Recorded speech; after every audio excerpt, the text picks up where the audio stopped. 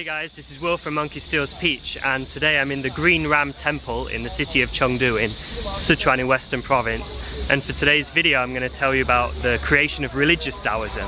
Because when you think of Taoism, you usually think of it as being like a philosophy for life or a philosophy for politics. But generally in China, when they refer to Taoism, they're referring to like a folk religion, which is quite different.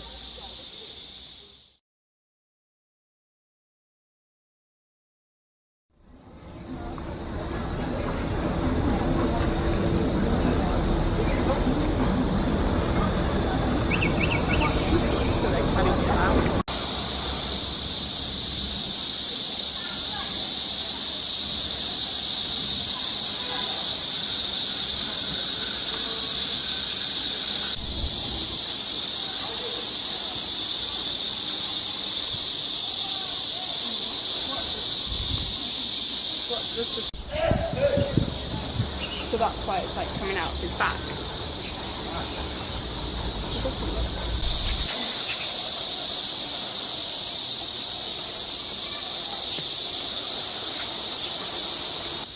So what we call religious Taoism was founded in the Qingcheng Mountains not far from Chengdu city, and it was during the Han Dynasty when a guy called Zhang claimed that Lao Zi came to him in a dream and gave him secret teachings.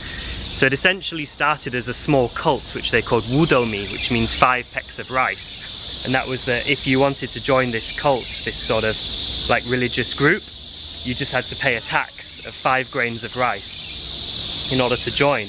And he eventually created sort of an entire religious state like in this area, sort of like a small nation where everybody was sort of part of this like Taoist cult.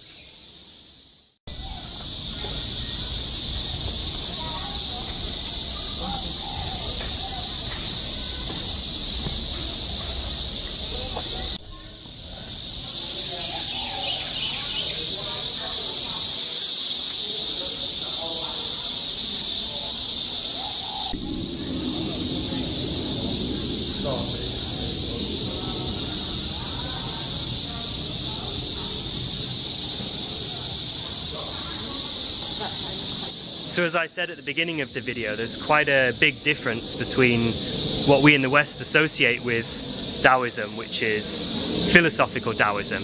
That's essentially a sort of philosophy for personal life, for your interactions with others, as well as a political philosophy for like a good way to run a state. Whereas religious Taoism, which is what was founded here and what's spread all over China and been the main influence with things like Chinese medicine, martial arts, alchemy, as well as health practices, is quite a lot different. You see, religious Taoism absorbed a lot of the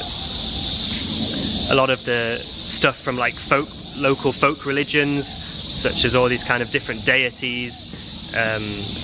There's the sort of idea of alchemy, which was called feng shui, which means to like make different potions to try to attain immortality, and that later evolved into the health practices where people, they stopped drinking these potions because essentially they were poisoning themselves, and they started like using their mind, or sort of going into states of deep meditation and kind of visualizing the alchemy inside them. So using various visualizations and various practices to try to attain immortality that way.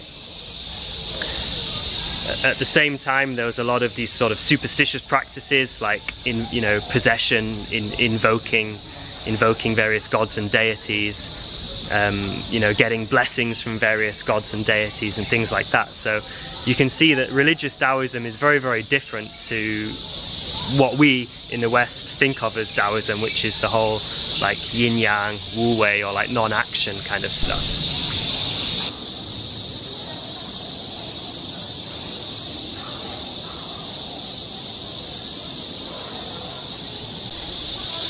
The statues inside the actual halls are really, really impressive. Unfortunately, I can't video them and show you because in Chinese culture it's a really big taboo to photograph or video the statues from within the hall, like up close. So you're just going to have to take my word for it on that.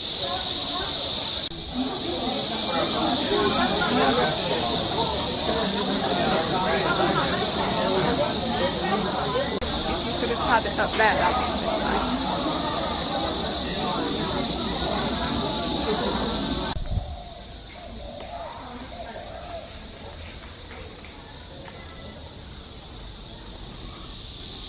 So initially I was actually planning to do this video on religious Taoism at Mount Qingcheng itself, but because it's the summer holidays, people in Chengdu told me it's really crowded there, so it wasn't really going to be very nice. But this temple turned out to be really atmospheric, so I thought it would be a good place to talk about it. But anyway, yeah, so that's religious Taoism, and as you can see, it's quite a lot different to what we normally associate with Taoism. And it's also, you know, over its development over the last 2,000 or so years, it's also taken on a lot of elements of Buddhism and of Confucianism. And Taoism has influenced the others. So all three, what we call the three religions of China, have all sort of coincided peacefully and influenced each other. So it's a really different concept from religion in the West, because Chinese people can essentially worship all three religions, or just take whichever part of whichever religion they think is you know, most suitable for their needs at the time.